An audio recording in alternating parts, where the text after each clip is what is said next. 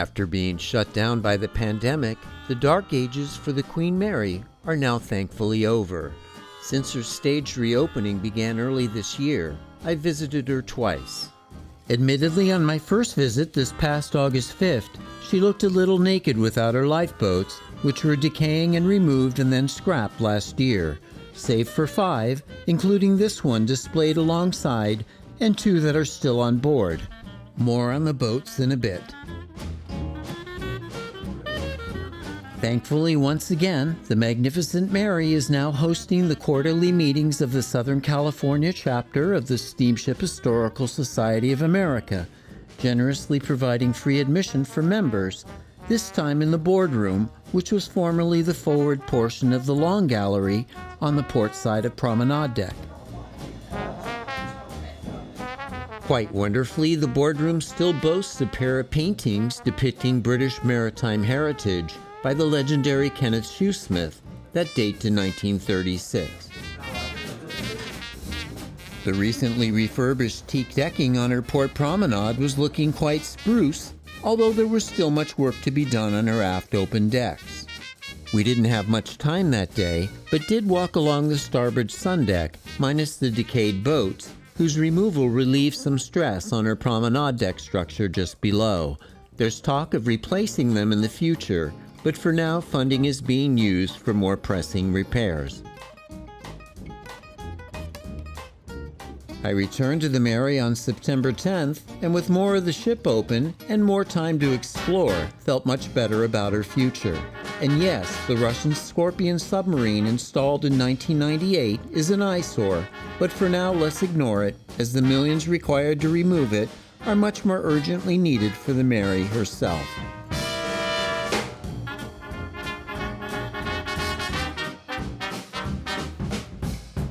Even without her canopy of lifeboats, the ship is still a stunning apparition. I've had the good fortune of enjoying the world's most beloved ocean liner in my veritable backyard since my first childhood visit way back in 1972, when I first became fascinated with ocean liners. And judging from the crowds gathered near the gangway for the guided tours, there may be a new generation or two of ocean liner fanatics in the making. It seems like yesterday in the late 90s when the linoleum in the main hall was replaced, but now that worn deck covering has again been sympathetically replaced. Warm LED lighting is also brightening up the Mary's interiors in lieu of the cold fluorescent lights that cast her glorious wood paneling in a gray-green pallor. This looks nice.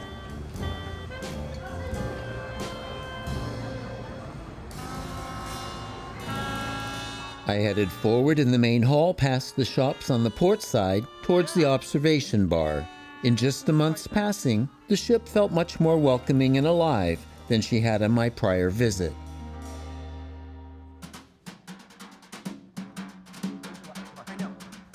And that burled maple woodwork was positively glowing. The observation bar is as magnificent as ever. I'm told it will be getting new carpeting and period furnishings soon. The light fixtures, matching red sconces, and Royal Jubilee painting are Art Deco wonders to behold, as are the cast metal balustrade reliefs.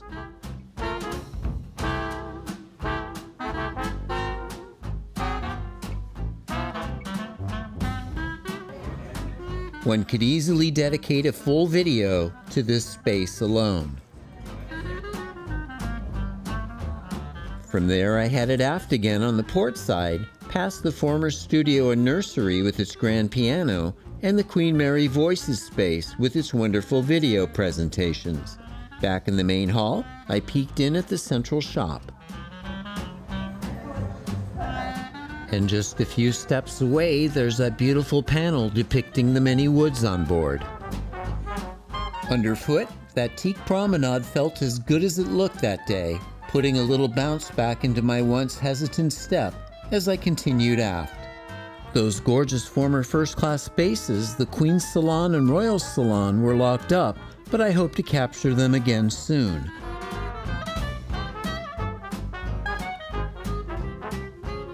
I did stop to ogle those striking wood hunting reliefs at the entrance to the Chelsea restaurant, just outside of the boardroom.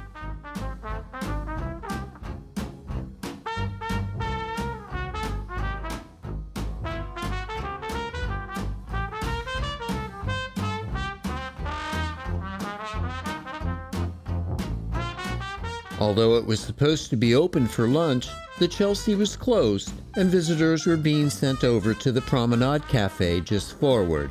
Again, a little patience may be required as the Mary hires and trains new staff. Both restaurants and a wonderful model gallery with several past and present Cunarders, as well as a masterful cutaway of the Normandy by Roberto Peroni, which I hope to show next time, are all part of the starboard promenade. The Sun and Promenade foredecks are now being reopened, offering stately views of Queen Mary's layer cake face, or superstructure. This was as far as I could go until the Folksville woodwork gets its refurbishment.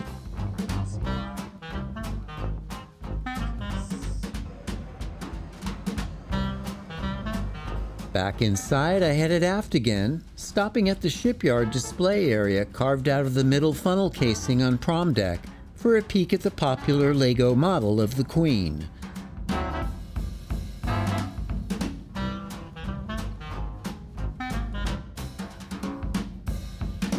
From there, I continued down the main staircase to the main deck foyer where the first-class travel bureau is located.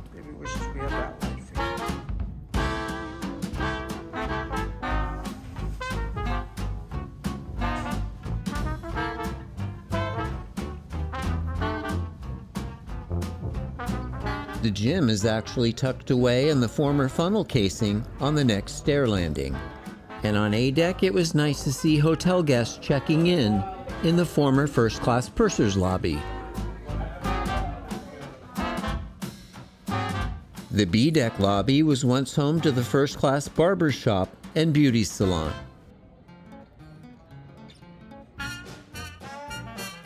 The new LED lighting looked fantastic down on our deck, where the Mary's most magnificent space, the Grand Salon, the former first-class restaurant, is located.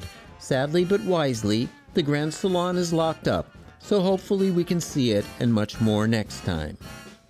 Another nice new development is that the first-class pool, which after years in darkness, is now lit up again and visible from the foyer.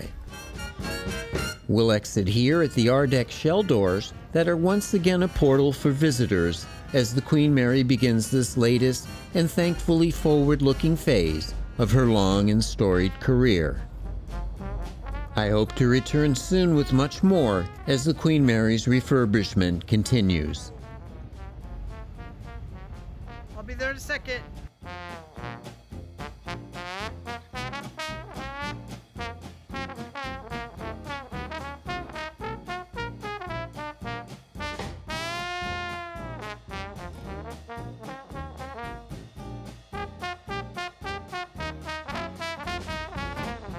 Oh, and by the way, this is quite a mouthful. The Southern California chapter of the Steamship Historical Society of America is seeking members and volunteers.